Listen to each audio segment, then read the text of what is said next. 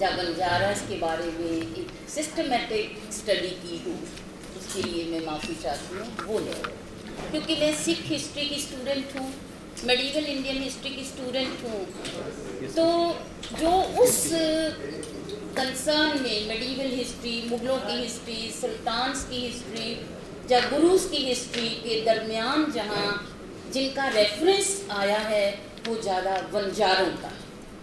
अभी सैटरडे को भाई वीर सिंह साहित्य सदन में भी एक हमारी एकेडमिक मीट थी, जिसमें भी बंजारों का असम में और बिहार में और एट वन मोर प्लेस वहाँ उनका जो रोल रहा है उसके बारे में काफ़ी डिस्कशंस हुई।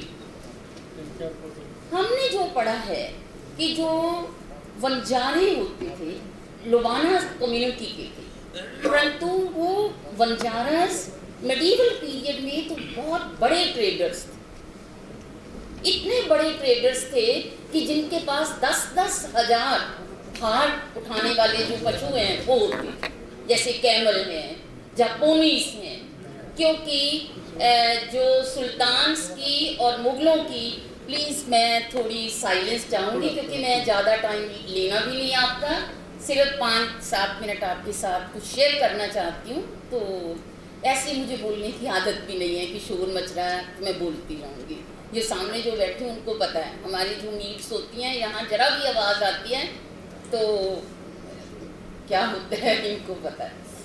तो इनकी जो बंजारे थे मुग़ल पीरियड में जो मुग़ल सेनाओं में तो लुबाने बंजारे होते होंगे, उसमें कोई शक नहीं। सब सेनाओं में, चाहे गुरु गोविंद सिंह की सेना हो, बंदा सिंह बहादुर की सेना हो, सब में फौजी हो।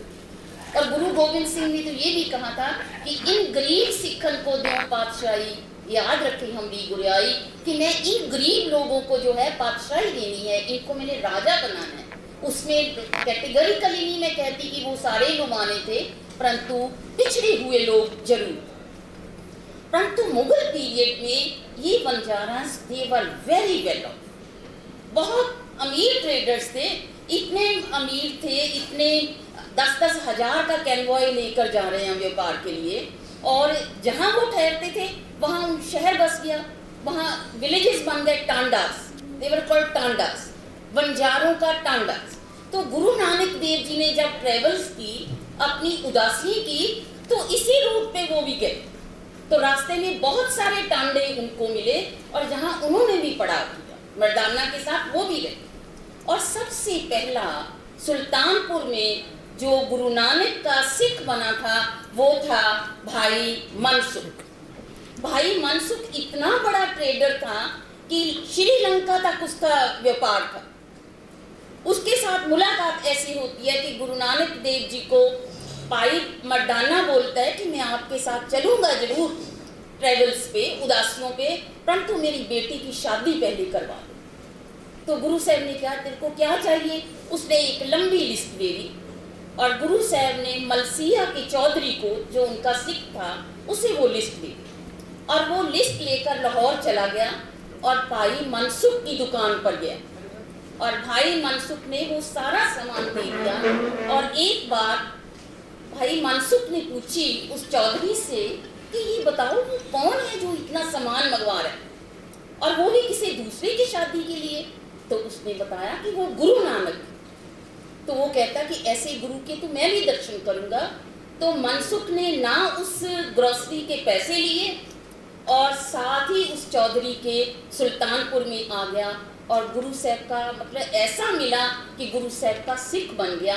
ये सुल्तानपुर में दूसरा सिख था और बंजारों में पहला सिख था। और बात गुरु साहब ने उसको प्रीचर, उसको मिशनरी बना दिया और वो श्रीलंका का जो राजा था और उसको गुरु नानक के वहाँ पहुँचने से पहले ही भाई मनसुख ने गुरु नानक देव जी के बारे में सब बता दिया।